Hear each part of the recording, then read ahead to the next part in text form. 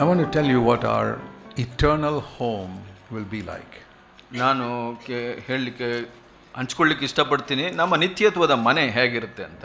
When Christ comes back, ಕ್ರಿಸ್ತನು ಬಂದಾಗ, ಹಿಂದೆ ಬಂದಾಗ, and all the very bad things that are happening in the world today, wars and earthquakes and floods and famine, ಕೆಟ್ಟ ಕಾರ್ಯಗಳು, ಯುದ್ಧಗಳು, ಭೂಕಂಪಗಳು ಮತ್ತು ಅನಾರೋಗ್ಯಗಳು, these will become worse and worse. ಇದೆಲ್ಲ ಹೆಚ್ಚಾಗಿ ಆಗ್ತಾ ಇರುತ್ತೆ. But we must not be disturbed. ಇದನ್ನ ನೋಡಿ ನಾವು because people in the world will have fear. ಜನರಿಗೆ ಭಯವಿರುತ್ತೆ. We read in Luke's gospel. ಲೂಕದ ಸುವಾರ್ತೆಯಲ್ಲಿ ನಾವು ನೋಡ್ತೇವೆ. And Luke's gospel chapter 21. ಲೂಕ 21ರಲ್ಲಿ ನಾವು ಹೀಗೆ ನೋಡ್ತೀವಿ. In the verse 10 and 11.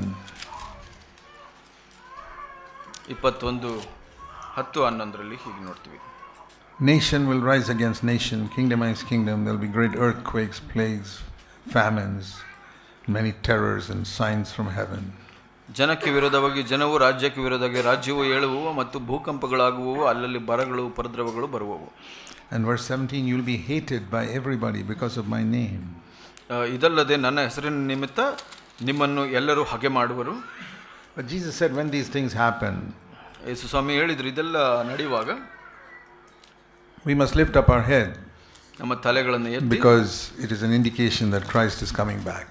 ಅದರ ಗುರುತು ಏನಂದ್ರೆ ಕ್ರಿಸ್ತನು ಹಿಂದೆ ಬರುವಂತ ಸಮಯ ಅಂತ. Verse 27, 27ನೇ then ವಚನ. you will see the Son of Man coming in a cloud with power and great glory. ಆಮೇಲೆ ಬಹು ಮಹಿಮೆಯಿಂದಲೂ ಮೇಘದಿಂದಲೂ ಬರುವುದನ್ನು ಕಾಣುವರು ಮನುಷ್ಯಕುಮಾರನನ್ನು. But before that, when these things begin to take place, ಇದು ಪ್ರಾರಂಭವಾಗುವಾಗ ಈ ಕಾರ್ಯಗಳು, verse 28, 28ನೇ ವಚನದಲ್ಲಿ, don't look down discouraged. ನೀವು ಮನಗುಂದಿ ಕೆಳಗಡೆ ನೋಡಬೇಡಿ. Straighten up, lift up your head. ತಲೆ ಎತ್ತಿರಿ, ನಿಮ್ಮ ಬಿಡುಗಡೆ ಸಮೀಪವಾಗಿದೆ. And it says here, your redemption is drawing near. ನಿಮ್ಮ ಬಿಡುಗಡೆಯು ಸಮೀಪವಾಗಿದೆ. So when you read about wars and all types of problems, ಇಲ್ಲಿರುವಂಥ ಬಹಳಷ್ಟು ಸಮಸ್ಯೆಗಳು, ಯುದ್ಧಗಳನ್ನು ನೋಡುವಾಗ, and when you read that Christians are going to be persecuted, ನೀವು ಇದನ್ನು ಓದ್ತೀರಾ, ಕ್ರೈಸ್ತರಿಗೆ ಹಿಂಸೆಗೊಳಗಾಗೋದನ್ನ, people of other religions will come and trouble Christians. ಕ್ರೈಸ್ತರನ್ನ ಇತರ ಧರ್ಮದವರು ಬಂದು ತೊಂದರೆ ಕೊಡುವಾಗ, Jesus said that 2000 years ago. ಯೇಸು ಸ್ವಾಮಿ ಇದನ್ನ 2000 ವರ್ಷದ ಮೊದಲೇ ಹೇಳಿದ್ದಾರೆ. He said, they did that to me and they'll do that to you. ನನಗೆ ಮಾಡಿದ್ದಾರೆ, ಅದನ್ನು ನಿಮಗೆ ಕೂಡ ಮಾಡಬಹುದು. The world rejected Christ when he was on earth. ಕ್ರಿಸ್ತನು ಈ ಭೂಮಿ ಮೇಲೆ ಇದ್ದಾಗ ಲೋಕವು ಅವರನ್ನ ತಿರಸ್ಕರಿಸಿತು. They treated him like a criminal. They treated him like a criminal. ಆತನನ್ನ ಅಪರಾಧಿಯನ್ನಾಗಿ ಅವರು ನಡೆಸಿಕೊಂಡರು. They crucified him. ಆತನನ್ನ ಶಿಕ್ಷೆಗೆ ಒಳಪಡಿಸಿದರು. So we are not supposed to be big people in a world that crucified our Savior. ನಮ್ಮ ರಕ್ಷಕನನ್ನೇ ಈ ಲೋಕವು ಅವ್ರನ್ನ ಶಿಲುಬೆಗೆ ಹಾಕಿದೆ ಅಂದ್ರೆ ನಾವು ಅದಕ್ಕಿಂತ ಹೆಚ್ಚಿನವರಲ್ಲ. In the church, people may love us and appreciate us. ಸಭೆಯಲ್ಲಿ ನಮ್ಮನ್ನ ಜನ ಪ್ರೀತಿಸಬಹುದು, ಗೌರವಿಸಬಹುದು. The world will hate Christians. ಆದ್ರೆ ಈ ಲೋಕದಲ್ಲಿ ಕ್ರೈಸ್ತರನ್ನ ಹಾಗೆ ಮಾಡ್ತಾರೆ. Because it's two different spirits. ಯಾಕೆಂದ್ರೆ ಇದು ಎರಡು ವಿರುದ್ಧ ಆತ್ಮಗಳು. It's like black is the opposite of white. ಇಲ್ಲಿ ಬಿಳಿ ಬಣ್ಣ ಕಪ್ಪು ಬಣ್ಣಕ್ಕೆ ವಿರೋಧವಾಗಿದೆಯಲ್ಲ, ಹಾಗೆ it's always conflict. ಅದಕ್ಕೆ ವಿರೋಧತೆ ಯಾವಾಗಲೂ ಇರುತ್ತೆ. Now if you are not a wholehearted Christian, ನೀವು ಪೂರ್ಣ ಹೃದಯದ ಕ್ರೈಸ್ತನ ಅಲ್ಲ ಅಂದ್ರೆ, and you allow some black to come into you and the white becomes slowly more and more black, ಒಂದು ಕಪ್ಪು ಬರ್ಲಿಕ್ಕೆ ಪ್ರಾರಂಭ ಮಾಡಿ ಆ ಬಿಳಿ ಕಪ್ಪಾಗ್ತಾ ಹೋದ್ರೆ, then the world will accept you. ಆವಾಗ ಏನಾಗುತ್ತೆ, ಲೋಕ ನಿಮ್ಮನ್ನ ಸ್ವೀಕರಿಸುತ್ತೆ. Behave like the world and talk like the world and do things like the world. ಲೋಕದಂತೆ ನಡ್ಕೊಳ್ತೀರಾ, ಲೋಕದಂತೆ ನಿಮ್ಮ ನಡವಳಿಕೆ ಬದಲಾಗ್ತಾ ಹೋಗುತ್ತೆ. Then the world will be your friend. ಆವಾಗ ಲೋಕ ನಿಮ್ಮ ಸ್ನೇಹಿತನಾಗ್ಬಿಡುತ್ತೆ. But when you say no, I will not do that, ಇಲ್ಲ ನಾನು ಹಾಗೆ ಮಾಡೋದಿಲ್ಲ ಅಂತ I am a ಹೇಳೋದು, disciple of Jesus Christ, ನಾನು ಯೇಸು ಸ್ವಾಮಿಯ ಶಿಷ್ಯನು, you'll be persecuted. ಹಾಗಿದ್ರೆ ನಿಮಗೆ ಹಿಂಸೆಗೊಳಗಾಗುತ್ತೆ. We have not faced anything in our country so far like people faced in the 1st and 2nd century just after Christ died and rose. ಕ್ರಿಸ್ತನು ಸತ್ತು ಎದ್ದು ಬಂದ ನಂತರ ಮೊದಲು 2ನೇ ಶತಮಾನದಲ್ಲಿ ನಡೆದಂತ ಆ ಹಿಂಸೆಯಷ್ಟು ನಾವು ಈ ದೇಶದಲ್ಲಿ ಅನುಭವಿಸಿಲ್ಲ. ಅಷ್ಟು ಹಿಂಸೆ. Many of those early Christians were persecuted like anything. ಆ ಒಂದು ಮೊದಲಿನ ಕ್ರೈಸ್ತರು ಬಹಳಷ್ಟು ಹಿಂಸೆಗೆ ಒಳಗಾಗಿದ್ರು. Sometimes one young mother would accept Christ. ಯಾರೋ ಒಬ್ಬ ಯೌವನಸ್ಥ ತಾಯಿ ಕ್ರಿಸ್ತನನ್ನ And the ಸ್ವೀಕರಿಸ್ತಾರೆ. husband is a idol worshipper. ಗಂಡ ವಿಗ್ರಹಾರಾಧಕನು. And her parents are idol worshippers. ಆಕೆಯ ತಂದೆ ತಾಯಿಗಳು ಕೂಡ But ವಿಗ್ರಹಾರಾಧಕ. she has accepted Christ. ಆದ್ರೆ ಆಕೆ ಕ್ರಿಸ್ತನನ್ನ And the ಸ್ವೀಕರಿಸಿದ. government will come and take her away from her child and everything and put her in prison.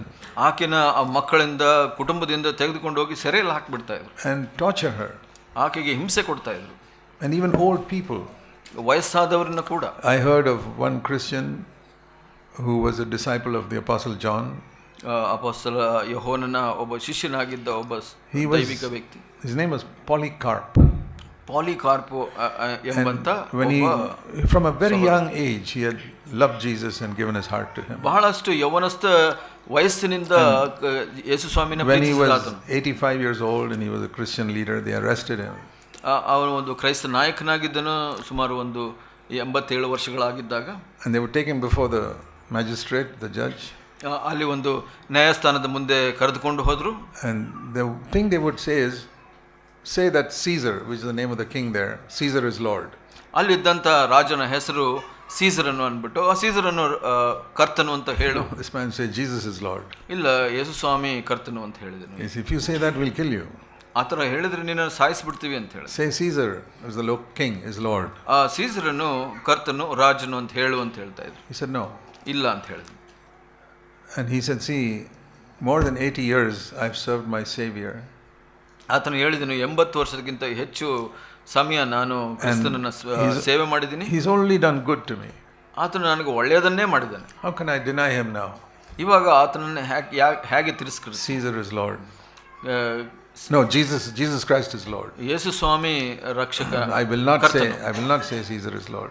ನಾನು ಸೀಸರನು ಕರ್ತನು ಅಂತ ಹೇಳುವುದಿಲ್ಲ. Jesus Christ is Lord. ಯೇಸು ಸ್ವಾಮಿ ಕರ್ತನು. And so they killed him. ನಂತರ ಆತನ Sometimes they would tie them to a pole and burn them. ಒಂದು ಕಂಬಕ್ಕೆ ಕಟ್ಟಿ ಸುಟ್ಟು ಹಾಕ್ಬಿಡ್ತಾ ಇದ್ರು. Sometimes they would chop off their head. ಅವರ ತಲೆಯನ್ನು ಕತ್ತರಿಸ್ತಾ ಇದ್ರು ಕೆಲವು. See, we have not seen such things in India so far. ನಾವು ಭಾರತದಲ್ಲಿ ಅಂಥದ್ದನ್ನು ನಾವು ಇನ್ನೂ ನೋಡಿಲ್ಲ. But those Christians, even young women and older men, they all stood faithful to the Lord. ಯೌವನಸ್ಥ ಮಹಿಳೆಯರು, ವಯಸ್ಕರಾದ ಗಂಡಸರು ಈ ಥರ ಎಲ್ಲ ಹಿಂಸೆಗಳನ್ನು ಅನುಭವಿಸಿದ್ರು. If we suffer a few little things because we are disciples of Jesus, it doesn't matter. ನಾವು ಕೆಲವು ಹಿಂಸೆಗಳನ್ನು ಯೇಸು ಕ್ರಿಸ್ತನಿಗಾಗಿ ಅನುಭವಿಸೋದಾದ್ರೆ ಅದು ಪರವಾಗಿಲ್ಲ. What we experience are like little mosquito bites. ನಾವು ಏನು ಅನುಭವಿಸ್ತಾ ಇದ್ದೀವಿ ಇವಾಗ ಅಂದ್ರೆ ಒಂದು ಚಿಕ್ಕ ಸೊಳ್ಳೆ ಕಚ್ಚಿದಾಗ, or ant bites. ಒಂದು ಇರುವೆ ಕಚ್ಚಿದಾಗ. Because mosquitoes sometimes give sickness, but ant bites. ಸೊಳ್ಳೆ ಕಚ್ಚಿದ್ರೆ ಒಂದೊಂದ್ಸಲ ತುಂಬಾ ಕಾಯಿಲೆ ಬರುತ್ತೆ. ಅಂದ್ರೆ ಇರುವೆ ಕಚ್ಚಿದ್ರೆ ಅವನು ಕಾಯಿಲೆ. That's nothing. ಅದು ಏನೂ ಅಲ್ಲ. They were eaten by lions. ಅವರು ಸಿಂಹಗಳಿಂದ ಕಡಿಯಲ್ಪಟ್ಟರು. So we must be bold. ನಾವು ಧೈರ್ಯವಾಗಿ say, Lord, give me the power of the Holy Spirit. ಕರ್ತನೇ ಪವಿತ್ರಾತ್ಮನ ಶಕ್ತಿಯನ್ನು ನನಗೆ ಕೊಡು. One day when Christ comes, ಒಂದು ದಿವಸ ಕ್ರಿಸ್ತನು ಬಂದಾಗ we will be with him forever. ಆತನ ಜೊತೆ ನಿತ್ಯತ್ವಕ್ಕೂ ಇರ್ತೀವಿ. And all the sorrows we have gone through on earth will be forgotten. ಎಲ್ಲ ನಾವು ಕಷ್ಟಗಳನ್ನು ಅನುಭವಿಸಿದ್ದೆಲ್ಲ ಮರೆತು ಹೋಗ್ಬಿಡುತ್ತೆ. See, it says in Revelation 21. ಇಲ್ಲಿ ಪ್ರಕಟಣೆ 21ರಲ್ಲಿ ನಾವು ನೋಡೋಣ. It says there's a new heaven and a new earth will come. ಹೊಸ ಭೂಮಿ ಮತ್ತು ಹೊಸ ಆಕಾಶವಿರುತ್ತದೆ. Revelation 21 verse 1. 21 ನೂತನ ಆಕಾಶ ಮಂಡಲ, and the ನೂತನ first ಭೂಮಂಡಲ. earth is passed away.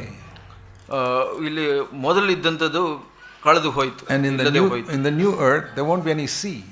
ಅಲ್ಲಿ ಹೊಸ ಭೂಮಂಡಲದಲ್ಲಿ ಸಮುದ್ರ ಇರೋದಿಲ್ಲ. That's what it says here. ಇಲ್ಲಿ ಅದು ಹೇಳುತ್ತೆ. The sea is what separates us from another land. ಸಮುದ್ರ ಒಬ್ಬರನ್ನೊಬ್ಬರಿಂದ ದೂರ ಮಾಡುತ್ತೆ. But now there'll be only the earth, no sea. ಅಲ್ಲಿ ಸಮುದ್ರ ಇರೋದಿಲ್ಲ, ಬರೀ ಭೂಮಂಡಲ ಇರುತ್ತೆ. We can move freely from one place to another. ಇನ್ನು ಒಂದು ಸ್ಥಳದಿಂದ ಇನ್ನೊಂದು ಸ್ಥಳಕ್ಕೆ ಸರಾಗವಾಗಿ ಹೋಗಬಹುದು. And then it says here that verse 3, God himself will dwell among his people. ದೇವರ ನಿವಾಸವು ಮನುಷ್ಯರಲ್ಲಿ ಇದೆ ಅಂತ ಹೇಳುತ್ತೆ. ಅವರೊಡನೆ ವಾಸಿಸುವನು. 3ನೇ ವಚನ. He'll wipe away, verse 4, all the tears from everybody's eyes. ಇನ್ನು ದುಃಖವಾಗಲಿ ಗೋಳಾಟವಾಗಲಿ ಇರುವುದಿಲ್ಲ ಅಂತ ಹೇಳುತ್ತೆ. ಕಣ್ಣೀರನ್ನೆಲ್ಲ ಒರೆಸಿ ಬಿಡುವನು. See, all of us, as long as we live in this earth, we have to cry for something or the other. ನಾವು ಈ ಭೂಮಿಯಲ್ಲಿ ಇರೋವರೆಗೂ ಯಾವುದಕ್ಕಾದ್ರೂ ನಾವು ಅಳುವಂತ ಕಣ್ಣೀರು We ಸುರಿಸಬೇಕಾಗುತ್ತೆ. cry sometimes out of pain in our body. ಶರೀರದಲ್ಲಿರೋ ನೋವಿಗಾಗಿ ನಾವು We ಅಳಬೇಕಾಗುತ್ತೆ. cry when some loved one is seriously sick or dies. ಪ್ರೀತಿ ಯಾರನ್ನ ನಾವು ಪ್ರೀತಿಸ್ತೀವಿ ಅವರು ಅಸ್ವಸ್ಥರಾಗಿದ್ರೆ ಅಥವಾ ಸತ್ರೆ ಅದಕ್ಕಾಗಿ ಹೇಳ್ತೀವಿ. This world is a world of tears. ಈ ಲೋಕ ಈ ಕಣ್ಣೀರಿನಿಂದ ತುಂಬಿದ ಲೋಕವಾಗಿದೆ. Many sorrows.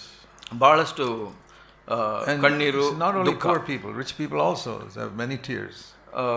ಬಡವರು ಮಾತ್ರ ಅಲ್ಲ, ಶ್ರೀಮಂತರು ಕೂಡ ದುಃಖ ಪಡ್ತಾರೆ. But when Jesus comes back, ಆದರೆ ಯೇಸು ಸ್ವಾಮಿ ಬಂದಾಗ He will wipe away the tears from our eyes. ನಮ್ಮ ಕಣ್ಣೀರನ್ನೆಲ್ಲ ಒರೆಸಿ ಬಿಡುವನು. There'll no longer be any death. ಅಲ್ಲಿ ಸಾವು ಇರೋದಿಲ್ಲ, There'll ಮರಣವಿರುವುದಿಲ್ಲ. no longer be any mourning or crying or pain. ಅಲ್ಲಿ ದುಃಖವಾಗಲಿ, ಗೋಳಾಟವಾಗಲಿ, ಕಷ್ಟವಾಗಲಿ ಇರುವುದಿಲ್ಲ. All this is in this earth: mourning, crying, pain, death. ಇಲ್ಲಿ ದುಃಖ, ಗೋಳಾಟ, ಕಷ್ಟ, ಸಾವು, ಮರಣ ಇದೆಲ್ಲ ಈ ಭೂಮಿಯಲ್ಲಿರುವಂತದ್ದು. It's all passed away. ಅದೆಲ್ಲ ಹೋಗ್ಬಿಡುತ್ತೆ. And the Lord says in verse 5, I'm making everything new. ನಾನು ಎಲ್ಲವನ್ನು ಹೊಸದು ಮಾಡುತ್ತೇನೆ. 5ನೇ ವಚನ. And then it says in verse 7 concerning us, if we overcome, God says, I will be his God and he will be my son. ಯಾರು ಜಯ ಹೊಂದುವನು ನಾನು ಅವನಿಗೆ ದೇವರಾಗಿರುವನು ಮತ್ತು ಅವನು ನನ್ನ ಮಗನಾಗಿರುವನು ಅಂತ ಹೇಳಿದೆ. And then you go to chapter 22. 22ನೇ ಅಧ್ಯಾಯದಲ್ಲಿ ನಾವು ನೋಡ್ತೀವಿ. It says in verse 3, 3ನೇ ವಚನ, there'll no longer be any curse. ಇನ್ನು ಶಾಪಗ್ರಸ್ತವಾದದ್ದು ಒಂದೂ ಇರುವುದಿಲ್ಲ. The throne of God and the Lamb will be there. ಅಲ್ಲಿ ಪಟ್ಟಣದಲ್ಲಿ ದೇವರ ಮತ್ತು ಯಜ್ಞದ ಕುರಿಯಾದತನ ಸಿಂಹಾಸನವಿರುವುದು. The Lamb means Jesus Christ. ಯಜ್ಞದ ಕುರಿಯಾದತನ ಅಂದ್ರೆ ಯೇಸು Because Swami. he died as a sacrifice for our sins. ನಮ್ಮ ಪಾಪಗಳಿಗಾಗಿ ಆತನು ಯಜ್ಞವಾಗಿ. He's called the Lamb because we'll always remember he died for our sins. ಆತನನ್ನ ಕುರಿಯಾದತನು ಅಂತ ಯಾಕೆ ಕರಿತೀವಿ ಅಂದ್ರೆ ಆತನು ನಮ್ಮ ಪಾಪಕ್ಕಾಗಿ ಸತ್ತವನಾದನು. You know, the Bible says that when Christ comes again, ದೇವರ ವಾಕ್ಯ ಹೇಳುತ್ತೆ ಕ್ರಿಸ್ತನು ಮತ್ತೆ ತಿರುಗಿ ಬಂದಾಗ we will get a new body. ನಮಗೆ ಹೊಸ ಶರೀರವು ಸಿಗುತ್ತದೆ. Philippians chapter 3 Philippi 3 and verse 20 and 21. 20-21ರಲ್ಲಿ ನಾವು ಅದನ್ನ ನೋಡ್ತೀವಿ.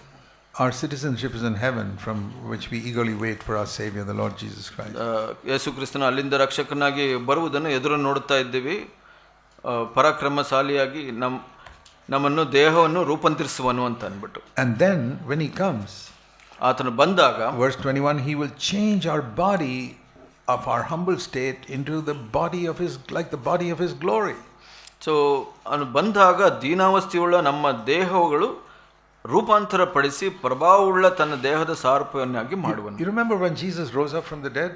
ನಿಮಗೆ ನೆನಪಿದೆಯಾ ಯೇಸು ಸ್ವಾಮಿ ಸತ್ತವನಿಂದ He ಎದ್ದಾಗ could pass through a wall ಆತನು ಒಂದು ಗೋಡೆಯಿಂದ ಹಾದು ಹೋಗ್ತಾ ಇದ್ದಾನೆ. and suddenly go away to some other place. ತಕ್ಷಣ ಇನ್ನೊಂದು ಸ್ಥಳಕ್ಕೆ ಹೋಗ್ಬಿಡ್ತಾ ಇದ್ದಾನೆ. Now we can't pass through the wall with this body. ಈ ಶರೀರದಲ್ಲಿ ನಾವು ಈ ಗೋಡೆಯಿಂದ ಹಾದು ಹೋಗ್ಲಿಕ್ಕೆ ಸಾಧ್ಯವಿಲ್ಲ. And we can't fly away.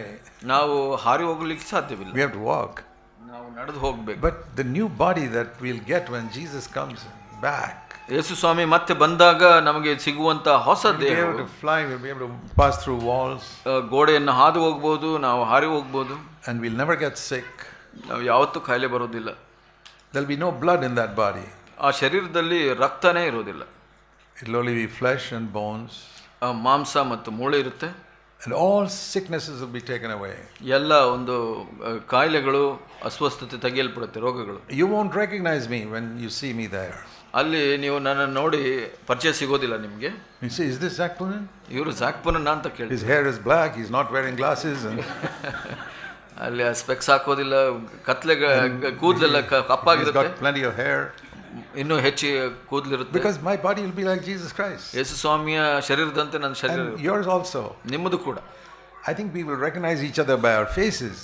ನಮ್ಮ ಮುಖವನ್ನು ನೋಡಿ ಗುರುತು ಸಿಗ್ಬೋದು ಒಬ್ಬರದ್ದು. You'll see who your brother was, who your wife was, who your husband was. ಯಾರು ಸಹೋದರ, ಯಾರು ಹೆಂಡತಿ, ಯಾರು ಸ್ನೇಹಿತನು ಅಂತ. But all sickness will go. ಎಲ್ಲ ಕಾಯಿಲೆಗಳು ಹೋಗ್ಬಿಡುತ್ತೆ. See, wearing glasses is a sickness. Baldness is a sickness. ಇಲ್ಲಿ ತಲೆ ಕೂದಲು, ತಲೆ ಬೋಳಾಗಿರುವಂಥದ್ದು ಅಥವಾ ನಾವು ಸ್ಪೆಕ್ಸ್ ಹಾಕುವಂಥದ್ದು ಒಂದು It ರೋಗ. will all go. We'll be healthy. ನಾವು ಅದೆಲ್ಲ ಹೋಗ್ಬಿಡುತ್ತೆ, ನಾವು ಆರೋಗ್ಯವಾಗಿರ್ತೀವಿ. We'll never get sick for eternity. ನಿತ್ಯತ್ವದಲ್ಲಿ ಯಾವತ್ತೂ ನಾವು It's ಅಸ್ವಸ್ಥರಾಗುವುದಿಲ್ಲ. wonderful to look forward to that. ಅಂತ ಒಂದು ಜೀವಿತವನ್ನ ನೋಡುವಂಥದ್ದು ಬಹಳ ಅದ್ಭುತ. I want to live like that with Jesus forever. ಆ ಥರ ಯೇಸು ಸ್ವಾಮಿಯ ಜೊತೆ ನಾನು ಯಾವಾಗಲೂ ಜೀವಿಸಲಿಕ್ಕೆ ಸಂತೋಷ ಪಡ್ತೇನೆ. That is the thing that encourages us while we go through this little difficult time on this earth. ಈ ಭೂಮಿ ಮೇಲೆ ಕೆಲವು ಈ ಥರದ ಕಷ್ಟ ಸಮಸ್ಯೆಗಳನ್ನು ಎದುರಿಸುವಾಗ ನಮಗೆ ಅದನ್ನು ನೋಡಿ ನಮಗೆ ಸಾಂತ್ವನ ಸಿಗುತ್ತೆ. And we will really live in a world of love. ನಾವು ನಿಜವಾದ ಪ್ರೀತಿಯುಳ್ಳ ಒಂದು ಲೋಕದಲ್ಲಿ ಜೀವಿಸ್ತೇವೆ. Everybody we meet, we'll be able to love them and they will love us. ನಾವು ನೋಡುವಂಥವ್ರು ಎಲ್ಲರೂ ನಮ್ಮನ್ನು ಪ್ರೀತಿಸ್ತಾರೆ, ನಾವು ಅವ್ರನ್ನ ಪ್ರೀತಿಸ್ಲಿಕ್ಕೆ ಸಾಧ್ಯವಾಗುತ್ತೆ. And it says here in this wonderful thing in Revelation 22. ಇಲ್ಲಿ ಪ್ರಕಟಣೆ 22ರಲ್ಲಿ. Before that I want to say one thing. ಅದಕ್ಕೆ ಮೊದಲು ಇನ್ನೊಂದು ಹೇಳಲಿಕ್ಕೆ ಇಷ್ಟಪಡ್ತೇನೆ. See, all our sicknesses will go. ನಮ್ಮ ಎಲ್ಲ ರೋಗಗಳು ಹೋಗ್ಬಿಡುತ್ತೆ. Some people who lost one arm, they'll get their arm when Christ comes back. ಒಂದು ಕೈ ಹೋದಂಥವರು ಕ್ರಿಸ್ತನು ಬಂದಾಗ ಅವ್ರಿಗೆ ಮತ್ತೆ ಕೈ ಸಿಗುತ್ತೆ. Everybody's body will be perfect. ಎಲ್ಲರ ಶರೀರವು ಪೂರ್ಣವಾಗಿರುತ್ತೆ except Jesus. ಯೇಸು ಸ್ವಾಮಿಯನ್ನು ಹೊರತುಪಡಿಸಿ. Only in his there'll be the nails hole in his hands. ಅವರ ಕೈನಲ್ಲಿ ಮಾತ್ರ ಆ ಒಂದು ರಂಧ್ರವಿರುತ್ತೆ. There'll be a hole in his side. ಆತನ ಪಕ್ಕೆಯಲ್ಲಿ ಒಂದು ಗುರುತಿರುತ್ತೆ. But if you have an injury in your hand, that'll get healed when he comes. ನಿಮಗೆ ಯಾವುದೇ ಒಂದು ಗಾಯವಾಗಿದ್ರೆ ಅವ್ರು ಬಂದಾಗ ಅದು ಸ್ವಸ್ಥವಾಗುತ್ತೆ. Jesus mark the nails and the spear side will remain forever. ಯೇಸು ಸ್ವಾಮಿಗೆ ಕೈನಲ್ಲಿದ್ದಂಥ ರಂಧ್ರ ಮತ್ತು ಈ ಪಕ್ಕೆಯಲ್ಲಿ ಗುರುತು ಹಾಗೆ ಇರುತ್ತೆ. There's a song in English which says, ಒಂದು ಹಾಡು ಇಂಗ್ಲಿಷ್ನಲ್ಲಿ, when I get up to glory, how will I recognize Jesus? ನಾನು ಮಹಿಮೆಗೆ ಹೋದಾಗ ಯೇಸು ಸ್ವಾಮಿಯನ್ನು ಹೇಗೆ ಗುರುತು? Because I've never seen his face. ಯಾಕೆಂದ್ರೆ ಆತನ ಮುಖವನ್ನು ನಾನು ನೋಡಿಲ್ಲ. How will I know who is Jesus? ಯಾರು ಯೇಸು ಅಂತ ಹೇಗೆ ಕಂಡುಕೊಳ್ಳೋದು? He says, I'll recognize him by the holes in his hands. ನಾನು ಆತನ ಕೈನಲ್ಲಿರೋ ಗುರುತು ರಂಧ್ರನ ನೋಡಿ ನಾನು ಗುರುತು. That will remind us for eternity. ನಿತ್ಯತ್ವದಲ್ಲಿ ನಮಗೆ ಯಾವಾಗಲೂ ನೆನಪಿಡುವ ಹಾಗೆ ಮಾಡಿ. We are there because he died for us. ನಾವು ಯಾಕೆ ಅಲ್ಲಿದ್ದೀವಿ ಅಂದ್ರೆ ಆತನಿಂದ, ಆತನ ತ್ಯಾಗದಿಂದ. Imagine that you and I are going to be there for ever and ever and ever.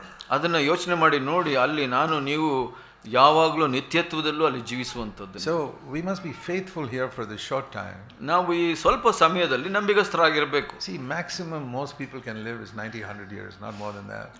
ಹೆಚ್ಚು ಅಂದ್ರೆ 90 ಅಥವಾ 100 ವರ್ಷ ಬದುಕಬಹುದು ಒಬ್ಬ ವ್ಯಕ್ತಿ. Many people die even before they are 80. ಅವ್ರು 80 ವರ್ಷದಕ್ಕಿಂತ ಮೊದಲೇ ಎಷ್ಟೋ ಜನ ಸತ್ತೋಗ್ಬಿಡ್ತಾರೆ. But some people may live up to 90 or 100. ಕೆಲವು ಜನ 80, 90, 100 Very few people live beyond 100. ಬಹಳಷ್ಟು ಕೆಲವೇ ಜನಗಳು. I'm not praying that I should live beyond 100. ನಾನು ಕೂಡ ಪ್ರಾರ್ಥನೆ ಮಾಡೋದಿಲ್ಲ 100ಕ್ಕಿಂತ ಹೆಚ್ಚು ಬದುಕಬೇಕು. If you let me live up to another 20 years, I can serve you. ನಾನು ಬದುಕಿದ್ದವರೆಗೂ ಇನ್ನೊಂದು 20 ವರ್ಷ ಇದ್ರೂ ನಾನು ನಿಮ್ಮ ಸೇವೆ ಮಾಡ್ತೀನಿ. I can bring some more people to Christ or encourage some more people. ಇನ್ನೂ ಹೆಚ್ಚು ಜನರನ್ನ ಕ್ರಿಸ್ತನ ಕಡೆಗೆ ಕರೆದುಕೊಂಡು ಬಂದು ಪ್ರೋತ್ಸಾಹನ ಮಾಡಲಿಕ್ಕೆ ಆಸೆ ಪಡ್ತೀನಿ. Otherwise I'd rather go and be with Christ than live in this rotten old earth. ಈ ಒಂದು ಕೆಟ್ಟ ಲೋಕದಲ್ಲಿ ಬದುಕೋದಕ್ಕಿಂತ ಯೇಸು ಸ್ವಾಮಿ ಹತ್ರ ಇರೋದು ಬಹಳ ಉತ್ತಮ ಅನ್ಕೊಂತೀನಿ. I say, if I live here, Lord, it's only to help other people, no other reason. ನಾನು ಇಲ್ಲಿ ಬದುಕಿದ್ರೆ ಕರ್ತನೆ ಇನ್ನೊಬ್ಬರನ್ನು ಸಹಾಯ ಮಾಡ್ಲಿಕ್ಕೆ ಅಷ್ಟೇ, ಬೇರೆ ಏನು ನನಗೆ I'm not interested in anything here. ಬೇರೆ ಯಾವುದರಲ್ಲೂ ನನಗೆ ಆಸಕ್ತಿ ಇಲ್ಲ. But we don't live beyond a certain age. ನಾವು ಒಂದು ನಿರ್ದಿಷ್ಟ ಸಮಯದಕ್ಕಿಂತ ಹೆಚ್ಚು ಬದುಕೋದಿಲ್ಲ. Even if you live for 100 years, 100 ವರ್ಷ ನಾವು ಬದುಕಿದ್ರು ಕೂಡ that is such a short time compared to eternity. ಆ ಒಂದು ನಿತ್ಯತ್ವಕ್ಕೆ ಹೋಲಿಸಿ ನೋಡಿದ್ರೆ ಇದು 100 ವರ್ಷ ಕೂಡ ಬಹಳ ಚಿಕ್ಕ ಸಮಯ. So many lakhs and crores of years. ಅಲ್ಲಿ ಒಂದು ಲಕ್ಷ ಕೋಟಿ ವರ್ಷಗಳು ನಾವು ಅಲ್ಲಿ ಬದುಕ್ತೀವಿ. I can't even count them. ಅದನ್ನ ಎಣಿಸ್ಲಿಕ್ಕೆ ಕೂಡ ಸಾಧ್ಯವಿಲ್ಲ. That's how long I'm going to live. ಅಷ್ಟು ಸಮಯ ನಾನು ಬದುಕ್ತೀನಲ್ಲ. And all those who have loved Jesus and died, they're there already. ಯಾರು ಕ್ರಿಸ್ತನನ್ನ ಪ್ರೀತಿಸಿದ್ರು ಅವರೆಲ್ಲ ಸತ್ತವರು ಅಲ್ಲಿ ಇರ್ತಾರೆ. If God has allowed you to live, it is because he wants a witness on this earth now. ದೇವರು ನೀವು ಇಲ್ಲಿ ಬದುಕಲು ಅನುಮತಿಸಿದ್ದಾರೆ ಅಂದ್ರೆ ಆತನಿಗೆ ನಿಮ್ಮ ಸಾಕ್ಷಿ ಬೇಕಾಗಿದೆ. ಅದಕ್ಕೆ good witness, ಒಳ್ಳೆಯ ಸಾಕ್ಷಿ. That's why we have these conferences. ಅದಕ್ಕಾಗಿ ಈ ಕಾನ್ಫರೆನ್ಸ್ ಕೂಡ, so that we can prepare God's people to be good witnesses for Christ wherever they are. ದೈವ ಜನರನ್ನ ಸಿದ್ಧಪಡಿಸಲಿಕ್ಕೆ, ಒಳ್ಳೆಯ ಸಾಕ್ಷಿಯಾಗಿರಲಿಕ್ಕೆ ಅದಕ್ಕಾಗಿ ಈ ಕೂಟಗಳನ್ನು ನಾವು ನಿಯೋಜಿಸ್ತೀವಿ.